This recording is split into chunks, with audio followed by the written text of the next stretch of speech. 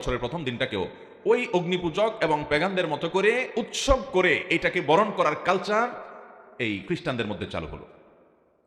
এটা হলো এই নববর্ষ, ইংরেজি নববর্ষ, এটা উদযাপনের ইতিহাস। বা এর আগেও যে অগ্নিপূজকরা, ইরানিয়ানরা হাজার হাজার বছর আগে থেকে বছরের প্রথম দিনটাকে উৎসবের দিন হিসাবে ধার্য করে তারা ফুর্তিবার্তা করে এটাকে একরকম পূজনীয় মনে করে, যাতে করে তারা সারা বছর ভালো থাকতে পারে। সেই বিশ্বাস থেকে তারা, সেই আকীদা থেকে তারা এই কাজটা শুরু করে।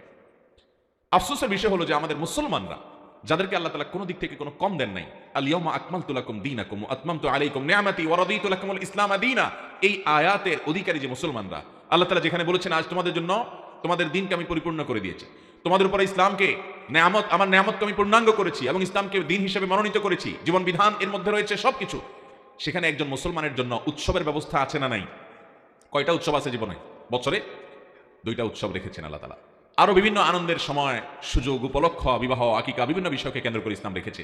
মুসলমানের সন্তান সে অগ্নিপূজকদের, সে খ্রিস্টানদের পিছে পিছে গিয়ে তাদের মতো করে বছরের প্রথম দিনটাকে উৎসব করার জন্য চেষ্টা করে, এটাকে উৎসবের দিন হিসাবে বানিয়ে রাখে, ঠিক করে। সে জানেও না এর সাথে ধর্মবিশ্বাসের সম্পর্ক আছে, এর সাথে সময়ের পূজা এবং দিনের পূজা, প্রথম বছরকে পূজনীয় দিন হিসাবে গ্রহণ করার ইতিহাস আছে, এর সাথে শিরকের সম্পর্ক আছে।